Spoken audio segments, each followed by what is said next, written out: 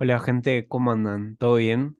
Bueno, seguimos con las clases del trabajo práctico de cráneo. Hoy vamos a hablar acerca de las cavidades nasales. Las cavidades nasales van a ser dos fosas ubicadas a cada lado de la línea media. Vamos a ver que van a estar delimitadas hacia superior, por lo que sería la base del cráneo, hacia inferior, por lo que corresponde a la cavidad oral, y hacia los laterales por las cavidades orbitarias. Entonces, a cada lado de la línea media encontramos dos cavidades nasales, una izquierda y otra derecha. Presenta cuatro paredes que van a ser una pared medial o tabique. Vamos a ver que presenta también una pared lateral, una pared superior, también conocido con el nombre de techo, y vamos a ver que presenta una pared inferior o piso. También las cavidades nasales presentan dos orificios de apertura. Un orificio que va a ser anterior, que vamos a ver que se lo conoce con el nombre de orificio piriforme, y un orificio que va a ser posterior. Entonces, vamos a charlar acerca de cada una de estas paredes y de estos orificios, y luego vamos a comentar un poco acerca de las comunicaciones y los elementos que van a estar atravesando las mismas. La pared lateral de las cavidades nasales, vamos a ver que van a estar compuestas por múltiples huesos. Primero nos vamos a situar. Esto es anterior, esto es posterior, esto es superior y esto es inferior. Entonces, yendo desde anterior hacia posterior, primero vamos a encontrarnos con el hueso maxilar, ¿sí? Específicamente la porción nasal del hueso maxilar y la apófisis frontal del hueso maxilar, ¿sí? Entonces, la porción nasal y la apófisis frontal del hueso maxilar forman el accidente óseo, ¿sí? Que va a estar delimitando hacia anterior esta pared lateral. Luego, hacia posterior de la apófisis frontal, tenemos a este hueso, pintado en rosa, que es el hueso lagrimal. Posterior al hueso lagrimal tenemos a los cornetes, superior, medio e inferior. Ahora bien, fíjense que están pintados con distintos colores. El cornete nasal superior y medio corresponden al hueso etmoides, ¿sí? Que es el que está pintado en gris. Mientras que este de acá abajo corresponde al cornete nasal inferior. El cornete nasal inferior es un hueso independiente, ¿sí? Posterior a ellos vamos a encontrar este otro hueso que corresponde a la lámina perpendicular del hueso palatino.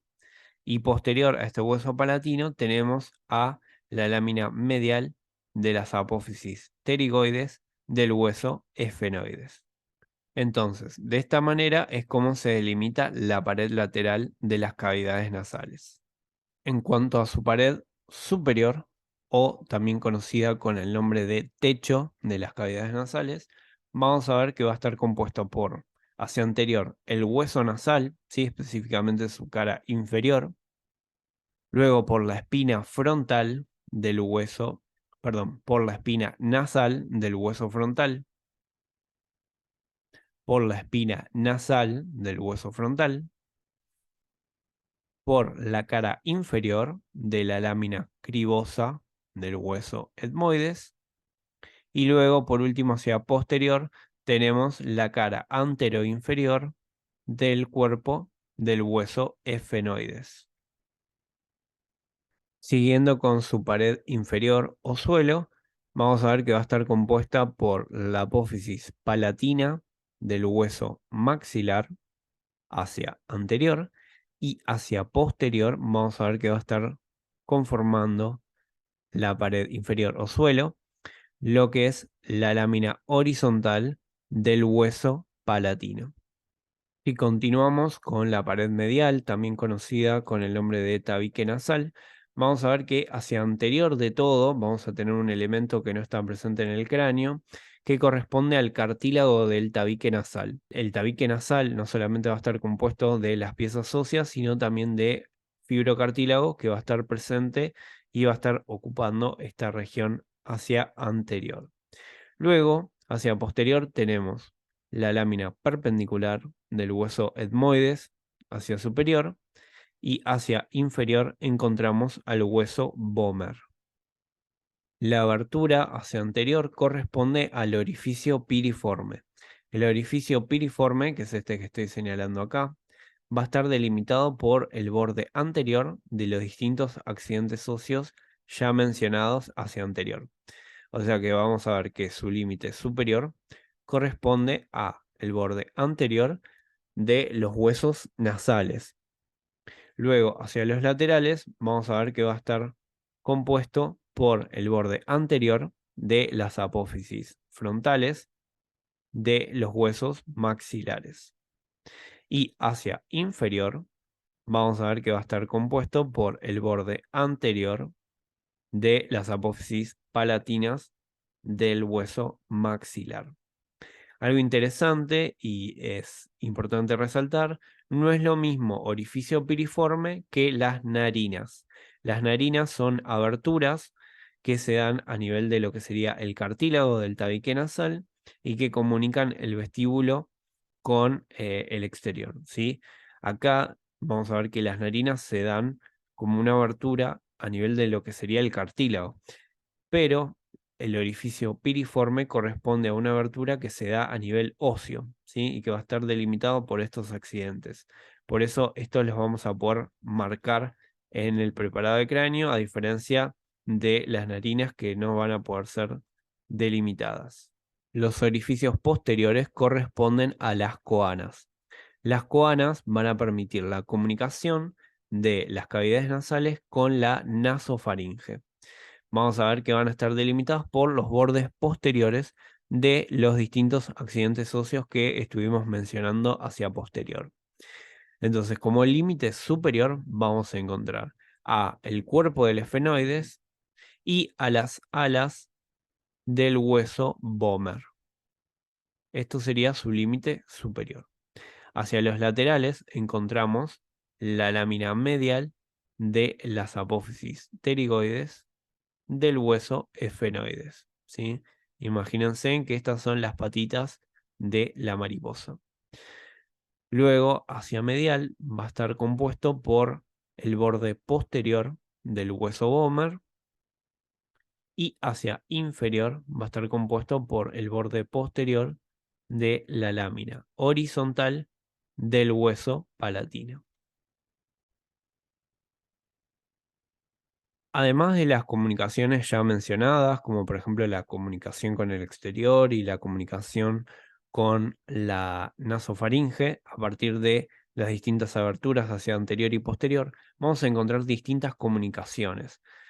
En este caso, vamos a charlar acerca de las comunicaciones de la pared lateral. Acá son muy importantes la presencia de los senos paranasales. Los senos paranasales son cavidades neumáticas que van a estar presentes dentro de los huesos del cráneo, ¿sí? Y que van a contener aire, ¿sí? Es decir, van a ser espacios donde va a haber aire dentro de estos huesos del cráneo, ¿sí? La idea de estos senos paranasales, ¿sí? Que están revestidos por mucosa, es que puedan acumular aire en su interior y de esta manera lo que hacen es alivianar el peso del cráneo, ¿sí? También se caracterizan por poder humidificar y calentar el aire que nosotros inhalamos, ¿sí? Hay una patología muy conocida, ¿sí? Hay un cuadro clínico muy conocido, que es que cuando se infectan estos senos paranasales, se genera un cuadro conocido como sinusitis, ¿sí?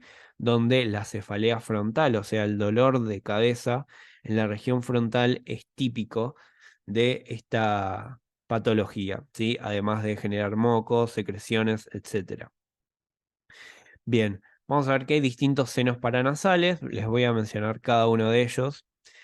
Tenemos a los senos esfenoidales, ¿sí? Este es único, ¿sí? Vendría a ser el seno esfenoidal.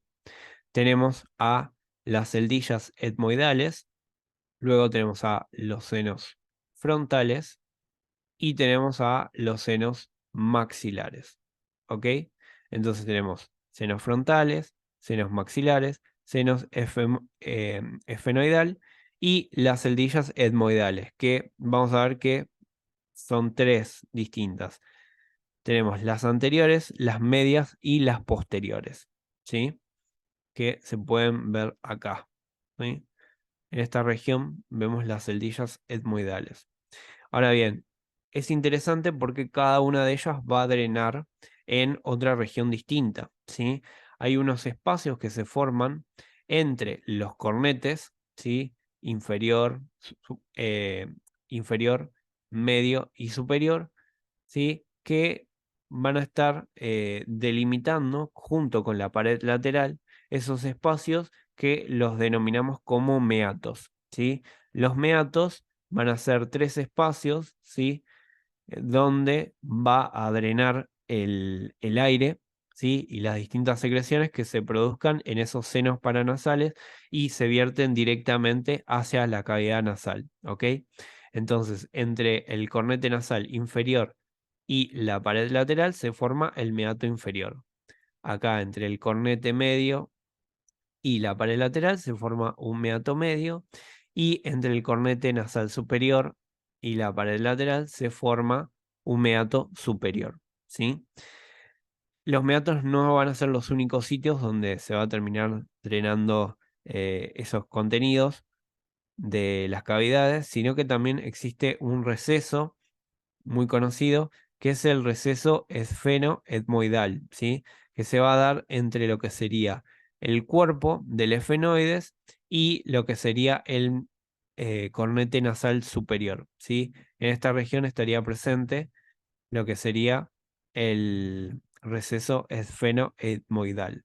Así como un pantallazo para que tengan en cuenta, ¿sí? Quédense tranquilos que esto lo van a ver de vuelta en el primer trabajo práctico de esplacnología, pero se los menciono por las dudas. Lo que sería el seno frontal y el seno maxilar van a drenar en el meato nasal medio, al igual que las celdillas etmoidales, anteriores y medias.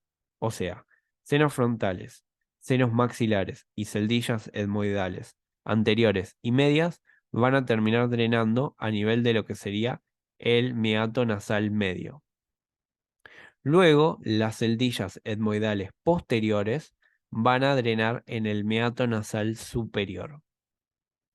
Y por último, el seno esfenoidal va a terminar drenando en el receso esfenoetmoidal. Aparte de los senos paranasales, también tenemos el conducto nasolagrimal, que es muy interesante porque va a terminar de comunicar a la cavidad orbitaria con las cavidades nasales, ¿sí? Entonces, en esta región vendríamos a tener al conducto nasolacrimal que comunica la cavidad orbitaria con las cavidades nasales, ¿sí? Y este conducto nasolagrimal termina de drenar a nivel de lo que sería el meato inferior. También en esta pared lateral encontramos al foramen esfenopalatino, que va a ser interesante porque va a comunicar a la cavidad nasal con la fosa pterigopalatina, ¿sí? Y va a permitir el pasaje de la arteria esfenopalatina, la vena esfenopalatina, el nervio nasopalatino y nervios nasales posteriores superiores. En cuanto a las comunicaciones de la pared superior, vamos a ver que va a permitir la comunicación entre las cavidades nasales con la fosa craneal anterior, ¿sí? Entonces, desde anterior hacia posterior, vamos a tener primero a lo que sería el foramen etmoidal anterior, que va a permitir el pasaje de la arteria, la vena y el nervio esfenopalatinos anteriores, que son estos que están señalados acá y acá. Luego, posterior al foramen etmoidal anterior, tenemos a la lámina cribosa del hueso etmoides, ¿sí?